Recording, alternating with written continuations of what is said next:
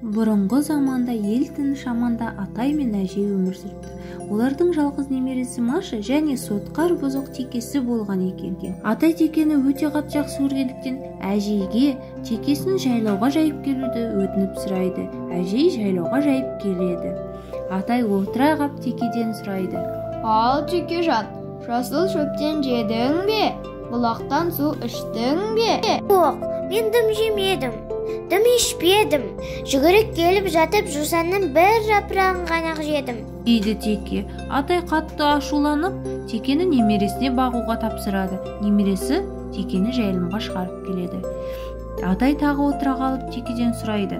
Теке тағы да бұрынғыша: «Мен дым жемедім, дым ішпедім» деген сөзді естігеннен кейін Атай: «Ой, бұл Текені өзім жайламасам болмайды» деп Текені өзі жайлауға алып шығады. Келе жатып, алдынан жүгіріп барып, бұрынғы орнына отырғап Текеден сұрайды: «Ия жануарым, не жедің, не іштің?»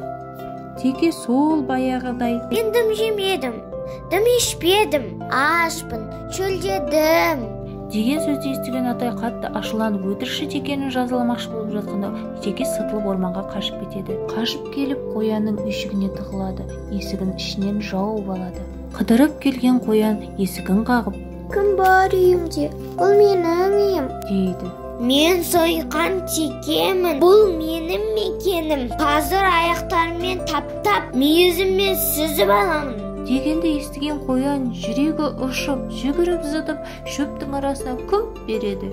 Сосын жылап отырады. Жылап отырса, қасынан қасқыр өтіп бара жатыр екен.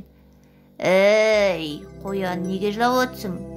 «Қайдан жыламайын? Бір сойқан Теке үйіме кіріп алды. Енді мен далада қалдым». «Қазір мен оның сазайын тарттырамын» деп қасқыр Текеге келеді. Теке: «Қазір аяқтарыммен таптап, мүйізіммен сүзіп аламын» дегенді естіп қорыққан қасқыр қашып кетеді. Енді қоянға аю жолығады. Мән-жайды түсініп алып, ол да үйін алып бермекші болады. Бірақ аю да сотқар Текенің айбынды сөзінен қорқып қаша жөнеледі. Жылап отырған қоянға қораз жолығады.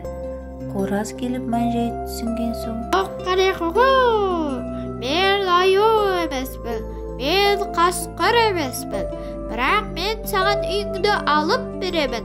Қоқ-қареқоқ» дейді де сотқар Текенің есігінің алдына келіп: «Мен қоразмын, көк-қареқоқ айбалта асыған. Мына үйден табаның жалпыратпасаң, сазайыңды беремін, көк-қареқоқ» дегенді естіген Теке қораздың айбалтасынан қорқып, орманға қаша жөнеледі. Ал қоян болса өзінің үйшігіне оралып бақытты болады. Ал сотқар өтірікші Теке орманда жападан жалғыз қалып